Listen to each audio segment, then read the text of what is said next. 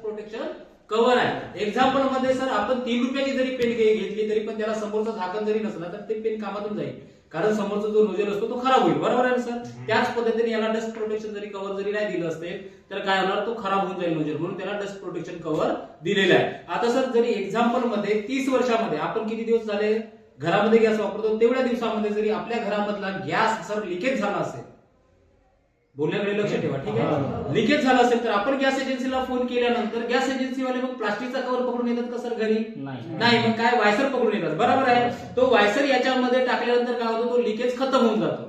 म्हणजे नेमकं sir leakage म्हणजे काय आहे, नेमकं सील म्हणजे काय, याच्यामध्ये एक उभा राड असतो आणि वायसर असतात, त्याची जरी सेटिंग बरोबर असते तर ते सील असते, अन्यथा लिकेज असते.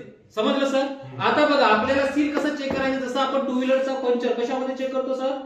पाण्यामध्ये. त्याच पद्धतीने आपल्याला काय करायचं आहे, याच्यामध्ये पण पाणी ओतायचं या नोजल मध्ये, याच्यामधून बुडबुडे किंवा गोगुल साला तो काय असते, सील असते, अन्यथा लिकेज असतो. आता उरली याची स्पीड.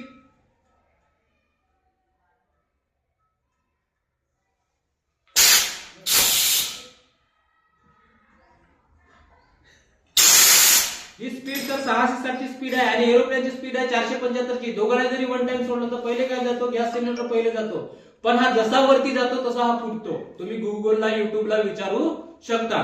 दुसरी गोष्ट अशी की सर आपली तब्येत जरी खराब झाली, आपण डॉक्टरकडे गेलो किंवा घरामध्ये जरी डोकं जरी दुखलं आपलं, तरी गोळी खाताना काय आपण चेक करून गोळी खातो सर?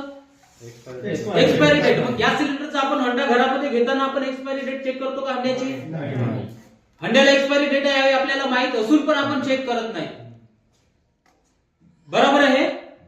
पण हे चेक करायला पाहिजे. आपल्याला दोन गोष्टीची काळजी घ्यायला पाहिजे आहे, ते म्हणजे पहिलं सील आणि दुसरं एक्सपायरी डेट. आता बघा एक्सपायरी डेट म्हणजे काय, याच्यावरती एक्सपायरी डेट लिहिलेली असते. आपण जो हंडा घरामध्ये वापरतो सर त्याच्यामध्ये गॅस किती असतो?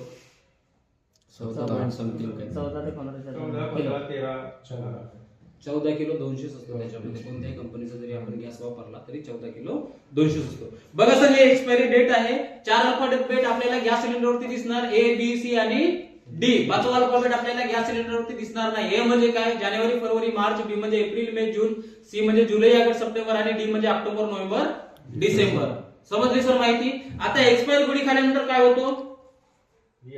रिएक्शन. मग याचे रिएक्शन किती भयंकर आहेत हे तुम्ही लक्षात घ्या. वरच्या बाजूने फुटला ते 7 ते 12 मजली बिल्डिंगला तो खाली येण्याची ताकद ठेवतो आणि या मधल्या जॉईंट मधून जरी फुटला, जो मधला वेल्डिंगचा कव्हर असतो लावलेला त्या हंड्याला, तिथून जरी फुटला, आपला मौला ते आपला एरिया कव्हर करण्याची क्षमता असते सर त्याच्यामध्ये. आता ते म्हणा कसं? प्रत्येकाच्या घरामध्ये सर वन टाइम मध्ये 2 सिलेंडरचे